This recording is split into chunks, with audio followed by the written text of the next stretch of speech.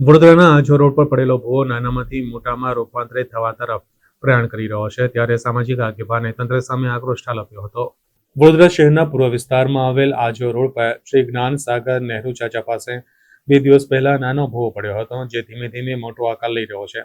આ અંગે સ્થાનિક સામાજિક આગેવાન તેજસ બ્રહ્મભટ્ટે બુધવારે તંત્ર સામે વિરોધ દર્શાવ્યો હતો, તેમજ કોઈ જાનહાનિ ન થાય તે પહેલા ભૂવો વહેલી તકે પૂરવાની માંગણી કરી હતી।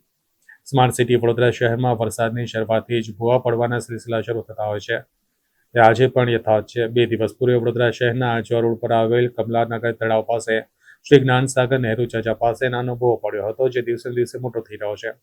તે સમગ્ર મામલે સામાજિક આગેવાન તેજસ બ્રહ્મભટ્ટ દ્વારા બુધવારે સ્થળ પર પહોંચ્યા હતા અને કોર્પોરેશનના અધિકારીઓ અને તંત્ર સામે તીખા શબ્દોમાં પ્રહાર કરી વહેલી તકે આ ભૂવો પૂરવા માંગણી કરી હતી। અવર જવર કરતો મુખ્ય માર્ગ છે। અહીંયા રોજના હજારો લોકો અવર જવર કરતા હોય। નજીકમાં શાક માર્કેટ અને આખું મોટું માર્કેટ ભરાતું હોય તો હજારો લોકો અવર જવર કરે છે।